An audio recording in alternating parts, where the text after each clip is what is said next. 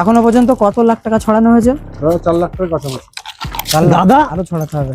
আরে দাদা ভোট প্রচারে যে প্রচার নয়, নির্বাচন কমিশন টাইম দিয়ে দিয়েছে, ভোট প্রচারের টাইম শেষ। লোকজন কোথায় আর? এই জন্য তো লোকজন নিয়ে আসেনি। বলছিস বুঝতে পারছিস না যে প্রচারে বেরোয়নি, একটু অন্যান্য কাজ আছে সেগুলো করে বেড়াচ্ছে একটু। বলছি একটু খাবো দেন। কি খাবি তুই? কি ওটা? খো, লজ্জা পাস না, লজ্জা পাস না, বের কর, খা খা, সমস্যা নেই, খাওয়াতে কোনো আপত্তি নেই। তুই সন্ধ্যার পরে পার্টি অফিসে চলে আয়, ঠিক আছে? আর কালকে ভোটটা কিন্তু দাদাকেই দিবি, বুঝতে পেরেছিস? কিছু টাকা দাদা, কিছু টাকা দেবে 1000 টাকা। টাকা? রাস্তার উপরে কখন কে দেখবে, ভিডিও করে ফেলবে, অসুবিধা আছে নির্বাচন কমিশনের কাছে। এনে 500 টাকার নোট রাখ, ঠিক আছে? আর পার্টি অফিসে আয়, পরপর 3-4 দিন ধরে একদম মাল দেওয়া হবে, বুঝতে পেরেছিস? দাদা তুই কিন্তু ভোটটা দিস। আচ্ছা চলো আর দাদা দাদা আমাদের দাদা, দাদা দাদা, সব বুথের আশেপাশে আপনি একটু রাখতে হবে। আরে পাগল, আমি এইসব এখন খেতে পারি? ছাড় আছে। আরে না না, ঠিক আছে, তুই খা, অসুবিধা নেই। আসুন, ওই ভোট দিতে যাবে, আশেপাশে আমাদের ছেলেপিলে সব থাকবে, ওদের সঙ্গে থাকিস কালকে, ঠিক আছে? কালকে দুটো। আচ্ছা ঠিক আছে, আরো টাকা দেবো, অসুবিধা নেই। চলো তাহলে বুথের আশেপাশে বিরোধীরা যেন ভিড়তে না পারে সেরকম ভাবে ব্যবস্থা করতে হবে। ও দাদা যে আসুন একটু। হ্যাঁ দাদা বলেন। কালকে সকাল উঠে কিন্তু ভোটটা দিয়ে আসবে। ভোট দিয়ে আসবে? হ্যাঁ ভোট যাবো তো দিতে দাদা। কজন আছে বাড়িতে? 2 জন। ভাড়া থাকেন তো? হ্যাঁ চলো।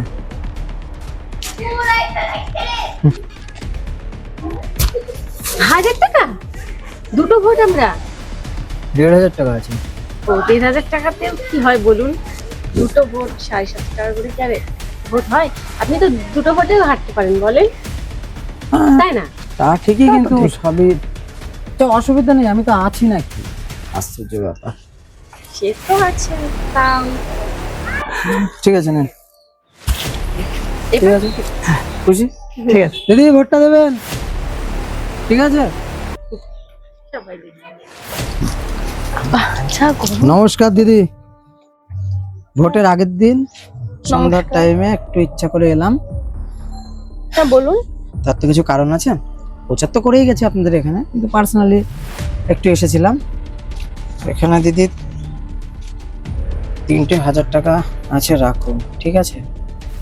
ভোটটা কালকে সকালবেলায় আমাকে বাস চিহ্নে দিয়ে দিবেন, ওকে? এই টাকাগুলো খুশি না দিয়ে আপনি? না, ঠিক ব্যাপারটা আছে, সেটা না। তাহলে একটু না দাদা, বেশি রাখুন। না না না, আমার কোনোটারই দরকার নেই। আপনি কি এই টাকাগুলো দিয়ে ভোট কিনতে এসেছেন? দেখুন, বর্তমান দিনে তো টাকা না দিলে ভোট বিক্রি হয় না। সেটা যেখানে হয় না সেটা সেখানে হয় না, মানে? আমার কাছে হবে না, মাফ করবেন। মানে আপনি কি বলতে চাইছেন? আমাদের আপনার ওই পাপের টাকা দরকার নেই। আরে পাপ হবে কেন?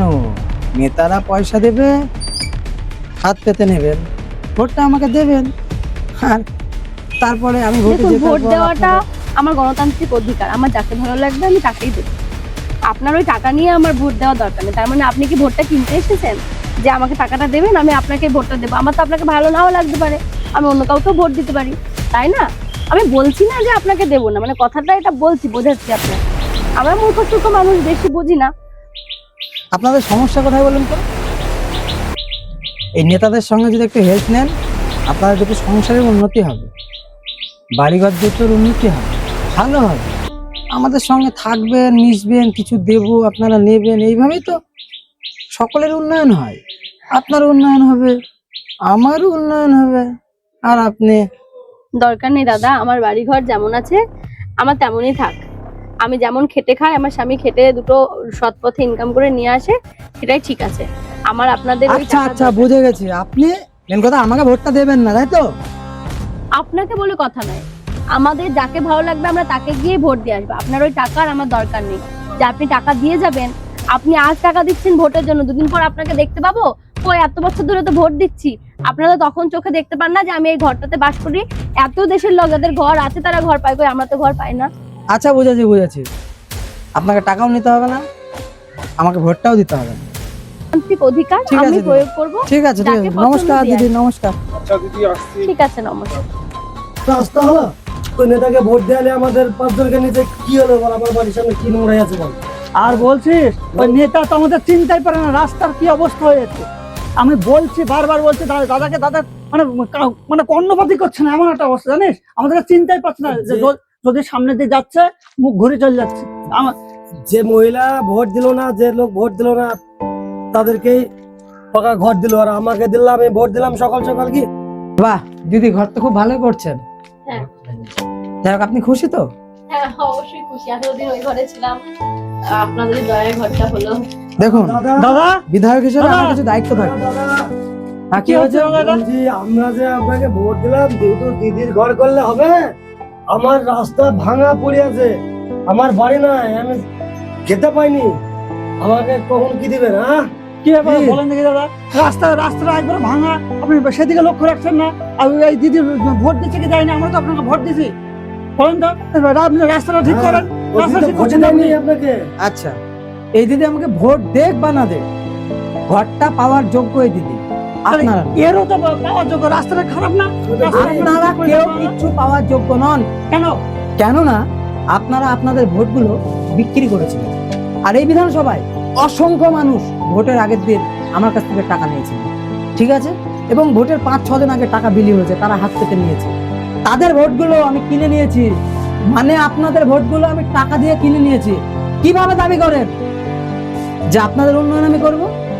আপনার যদি একটা কোনো আমি জিনিস কিনি, ধরুন আপনার একটা আমি মোবাইল কিনলাম, সেই মোবাইলটা আমি ভেঙে ফেলবো কি ব্যবহার করব সেটা আমার ব্যক্তিগত ব্যাপার। ঠিক তেমনি আপনাদের টাকা দিয়ে আমি ভোট আপনাদের কিনে নিয়েছি, তাই আমি ডিসাইড করব যে আপনাদের বাড়ি, আপনাদের উন্নয়ন আমি কখন করব বা নাও করতে পারি, কারণ আপনাদের বলার কোনো অধিকার নেই। এদেশে মানুষ ভোট বিক্রি করে টাকার লোভে, তাদের উন্নতি সত্যি না করা উচিত। আর নেতাগুলোর দোষ হয় কাজ না করলে। তাহলে আমার রাস্তা হবে না দাদা? আপনারা ভোট বিক্রি করবেন তাহলে আর আমরা টাকা খরচা করে আপনাদের উন্নয়ন করতে যাবো। তাহলে আমি ঘর পাবো না? আপনাদের ভোট কিনতে গিয়ে লক্ষ লক্ষ টাকা আমাদের পকেট থেকে ব্যয় করতে হয়, বুঝতে পেরেছেন?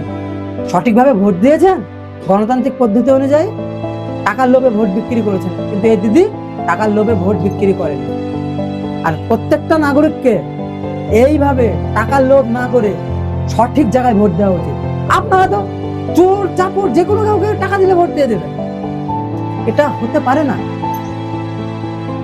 যাকে পছন্দ তাকে ভোট দেবেন, পছন্দ না হলে ভোট দেবেন না, কিন্তু তবুও টাকার বিনিময়ে ভোট বিক্রি করবেন, এটা গণতান্ত্রিক ভাবে অন্যায্য। একদম সঠিক বলেছেন। বন্ধুরা, ভিডিওটা ভালো লাগলে শেয়ার করবেন। আমরা সবাই অভিনয়ের মাধ্যমে একটা ভালো কন্টেন্ট আপনাদের সামনে তুলে ধরার চেষ্টা করলাম। যদি ভালো লাগে লাইক কমেন্ট শেয়ার করতে অবশ্যই ভুলবেন না। ধন্যবাদ।